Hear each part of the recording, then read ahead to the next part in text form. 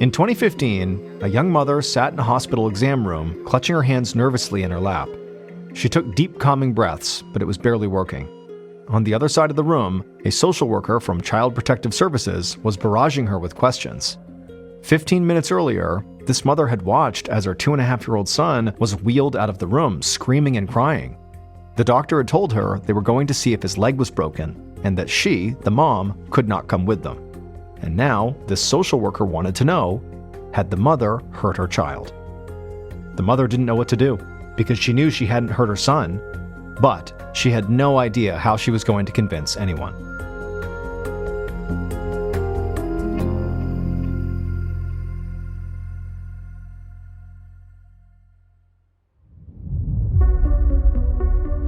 From Ballen Studios and Wondery, I'm Mr. Ballen, and this is Mr. Ballen's Medical Mysteries, where every week we will explore a new baffling mystery originating from the one place we all can't escape, our own bodies. So, if you like today's story, please check out library books under the follow button's name, and then never return them.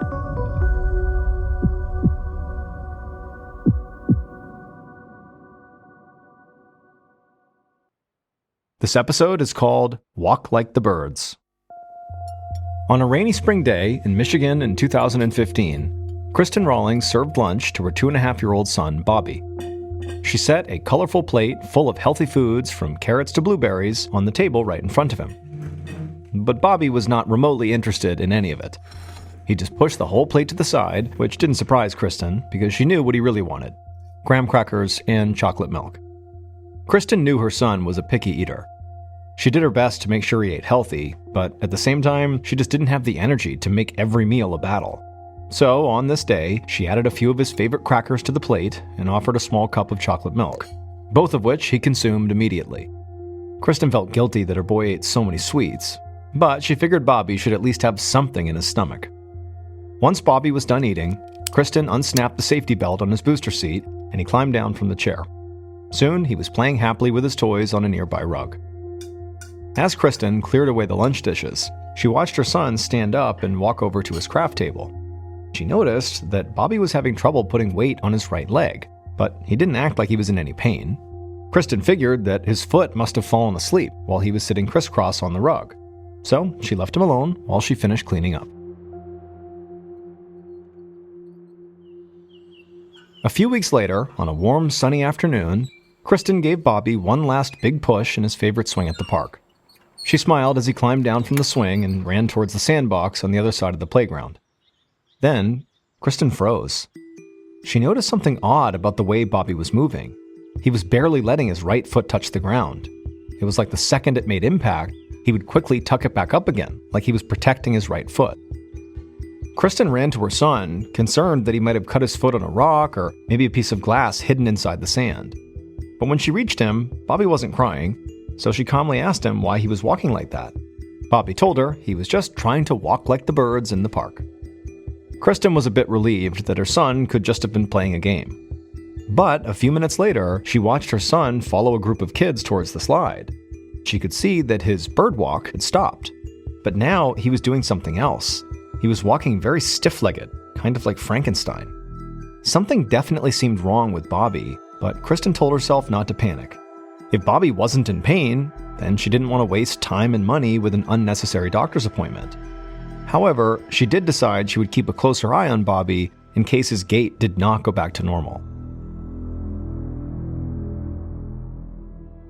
Bobby's condition did not improve, and early one morning the following week, Kristen woke up to the sound of him crying and coughing on the baby monitor.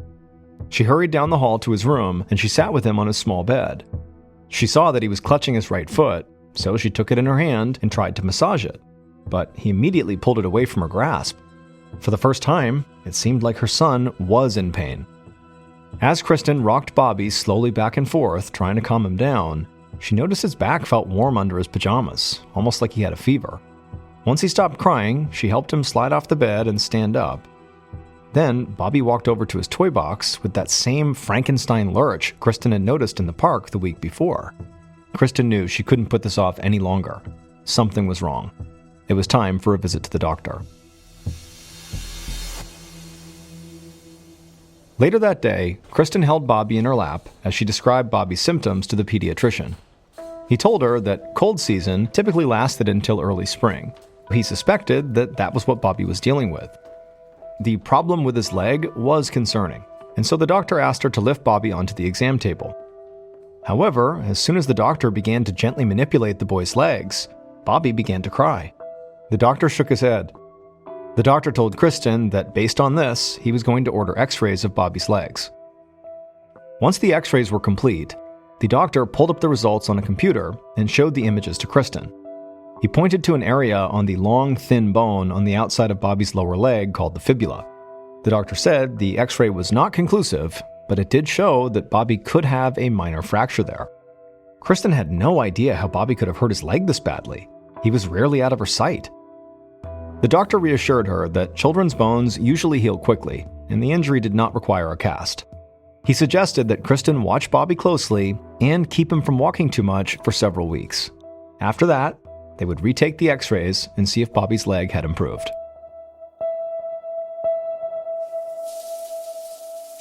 Almost a month later, Kristen used the shower head to rinse bubbles off her son as he sat in the empty tub following his bath. After he was rinsed off, Kristen wrapped him in a towel, lifted him out of the tub, and gently stood him on the bathroom rug. Immediately, Bobby cried out in pain and sank to the floor. This had happened several times since that visit to the pediatrician. Kristen had done her best to follow the doctor's suggestion to limit Bobby's activity over the last few weeks, hoping the pain in his right leg would go away. But instead, things seemed to have only gotten worse. Now, Bobby flinched and cried whenever she touched either of his legs, left or right. Kristen picked her crying son up and took him to his room. There, they sat on his bed together as she rocked him and wiped away his tears. Once Bobby stopped crying, he sniffled a bit and then smiled up at his mom. Kristen smiled back, but then it turned into a frown. She could see something strange inside of Bobby's mouth. Kristen gently pushed his lip up for a better look, and she saw there was a dark spot on the gums between his two front teeth. Kristen very softly wiped that spot with the towel until the black spot disappeared, but then his gums began to bleed. Kristen realized that the gum line in her son's entire mouth was very red and swollen. Whatever was wrong with Bobby, it seemed to be more than just his legs, and it appeared to be getting very serious very fast. So she got Bobby dressed, bundled him up, and headed to the nearest emergency room.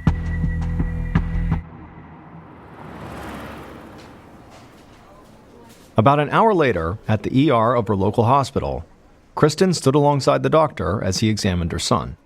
She was doing her best to keep Bobby still and quiet on his hospital bed so she could answer the doctor's questions.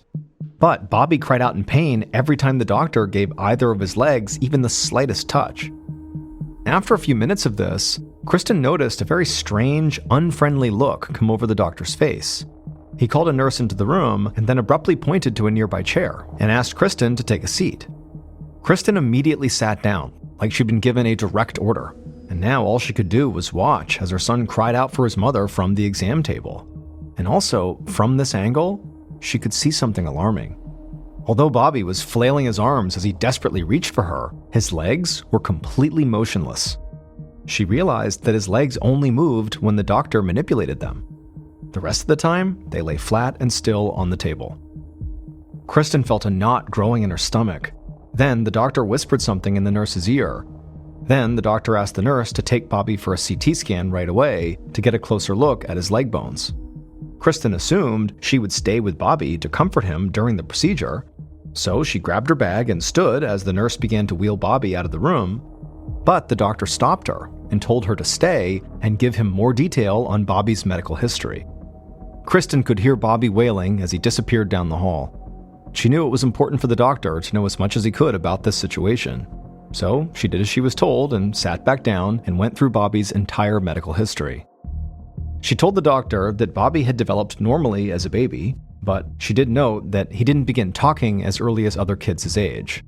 Her pediatrician had called it a slight speech delay, but believed he would catch up.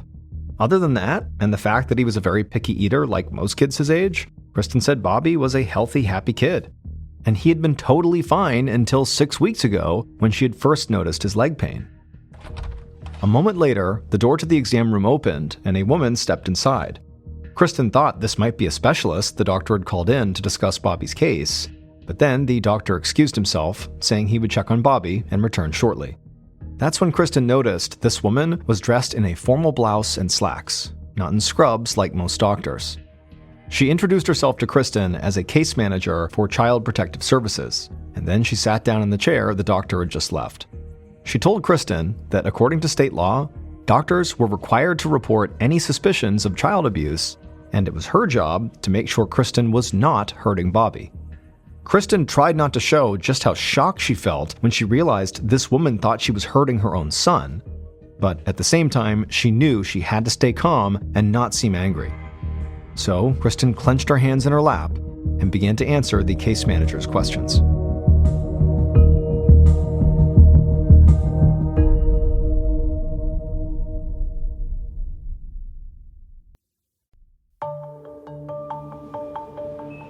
About a half hour later, Kristen let out a deep breath as the Child Protective Services manager finally left the room. Kristen was relieved that the woman seemed satisfied with her answers. Now she was just anxious to get back to Bobby and make sure he was okay. Just then, Kristen heard the nurse talking to Bobby as she wheeled him down the hall back to their small hospital room. The doctor followed right behind them, and as he came in, he gave Kristen a small smile. She could tell it was his way of showing her that he knew she had not hurt Bobby after all. And the instant her boy came through the door, Kristen was by his side. Realizing immediately how scared she had been, they were going to take Bobby away from her. She squeezed her son's hand as the doctor called up the CT scan results on the computer. The doctor said the scan didn't show any broken bones. Whatever the previous doctor had seen on Bobby's x-rays, it most likely was not a fracture. Kristen sighed with relief. Then, the doctor said Bobby's lab results, they showed his red blood cells were low, and that he had severe anemia. Upon hearing this, Kristen actually felt sort of hopeful. Maybe Bobby's problems could be solved easily by treating the anemia with some iron pills. Maybe the worst of this thing was over. However, the doctor said that anemia would not explain Bobby's leg pain. He said that he wanted to rule out a rare neurological condition called Guillain-Barré syndrome that can cause numbness or even paralysis in the legs. This disorder occurs when the immune system that usually protects us from disease mistakenly attacks the body's own nerves. In Bobby's case, his immune system's attacks could be interfering with his muscle movement and possibly causing his weakness and pain.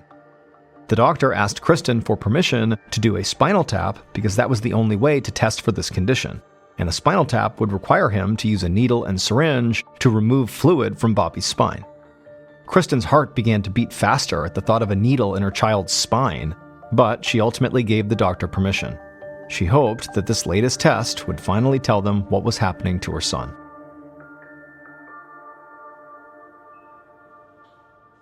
A few hours later, Kristen held a very relaxed Bobby in her arms as the doctor rubbed a numbing anesthetic cream onto his back.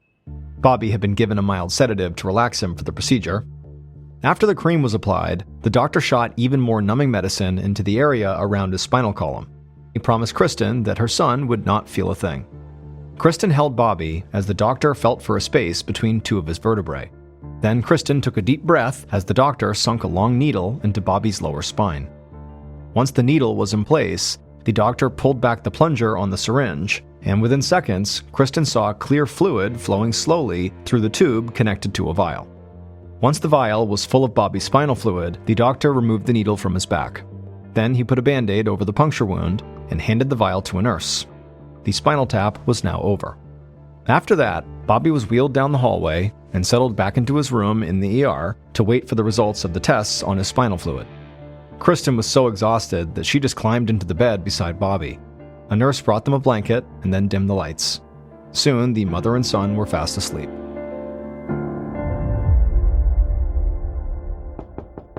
A little while later, Kristen woke up when she heard the doctor give a quiet knock on their door. It was the middle of the night, but Kristen suddenly felt wide awake. She quietly climbed out of the bed so Bobby didn't wake up. She was happy he was finally sleeping calmly. Kristen met the doctor out in the bright hallway. The doctor told her that he had good news. The spinal tap had not shown any signs of an immune system attack, which meant, for now, they did not need to worry about paralysis. Kristen nodded, not really sure how to feel. She was definitely very happy that Bobby had dodged a very scary-sounding diagnosis, But at the same time, she was frustrated by the multiple rounds of testing that as of yet still had not found any concrete answers. Kristen headed back inside the room, and she heard Bobby stirring in his bed. So reflexively, she walked over and reached out to adjust Bobby's blanket so it covered him more. But as she did, she saw something that made her gasp and yell out for the doctor back in the hallway. The doctor immediately came in, snapped on the bright lights, and Kristen pointed to tiny red spots which had suddenly developed all over Bobby's face and neck, almost like Bobby had the measles.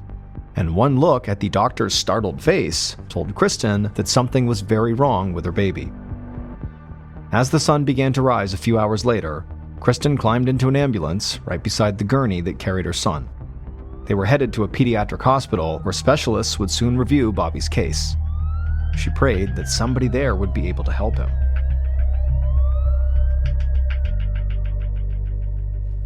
Later that morning, Dr. Hall Johnson wore a fuzzy sheep puppet on his right hand as he examined his latest patient, Bobby. Dr. Johnson had long ago learned the value of distraction to treat the sick children he saw every day.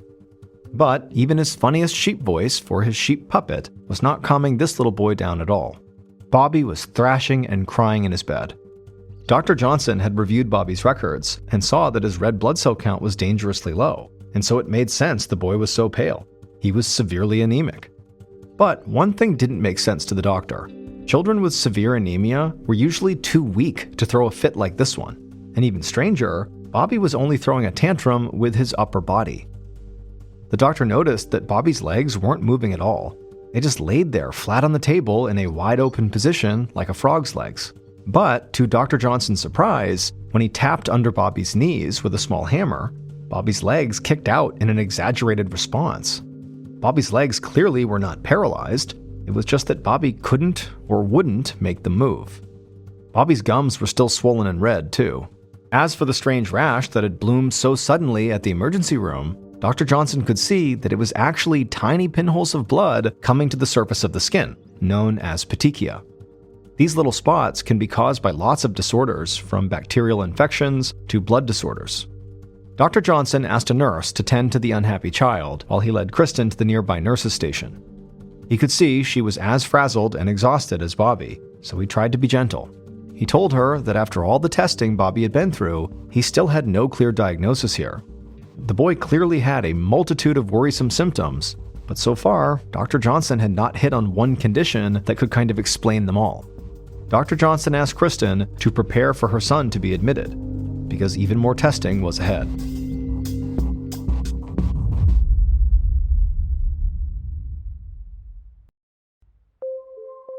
Several blood tests later, Dr. Johnson sat at his computer re-examining Bobby's x-rays.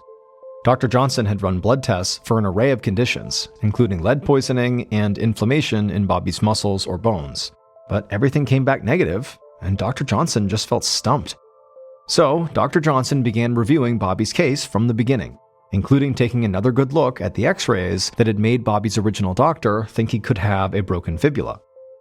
As Dr. Johnson clicked through the x-rays on his screen, he noticed something strange. Some parts of the bones in Bobby's legs were darker than others. These dark lines, known as lucent bands, were a sign that Bobby's bones were developing unevenly, leaving some sections thinner and weaker and other sections thicker and stronger. This odd pattern on the x-ray pointed Dr. Johnson in a particular direction. But to confirm it, that would require more tests, and so he sent in the orders for them immediately. Then came the hard part. As the doctor pushed back from his desk and stepped into the hallway, he went over in his mind how he would break it to Kristen that her son needed a procedure that was likely to make her quite anxious. He knew Bobby had already had a spinal tap, a procedure that put a needle in his spine. Now, Dr. Johnson needed to perform a bone marrow biopsy. This meant he would have to sink an even bigger needle into Bobby's leg, push through to the core of the bone, and then draw out a piece of spongy marrow cells. Dr. Johnson would only ever order this test if he suspected something terrible, and unfortunately, he did. Lucent bands were a sign of leukemia, which meant Dr. Johnson was testing for cancer in the boy's blood and bone marrow. Later that day, Dr. Johnson waited anxiously in his office for the results of Bobby's bone marrow biopsy, and as soon as they hit his inbox and he read them, he was very relieved. and he picked up his phone and notified Kristen that the results had found no evidence of leukemia. Dr. Johnson could hear the relief in Kristen's voice, but he reminded himself that his work was not yet finished. Now that he had ruled out leukemia, he had to turn his attention to another area of suspicion that he had. This time, he needed to look at Bobby's leg bones as closely as possible. To do this, he ordered one more test, an MRI of Bobby's legs. He promised Kristen this was a painless procedure. A few hours later, the MRI results flashed across Dr. Johnson's computer screen, giving him a high-resolution cross-section view of Bobby's leg bones. And finally, he found exactly what he was looking for. The reason for the pain and weakness in Bobby's legs was very clear to see.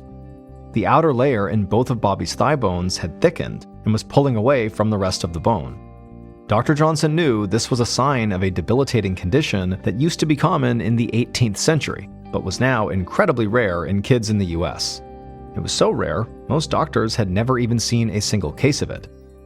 Dr. Johnson went back to Kristen to obtain additional information, this time specifically about Bobby's picky diet, and what Kristen told him allowed him to finally diagnose Bobby's condition. Dr. Johnson's hunch was correct. Bobby had scurvy.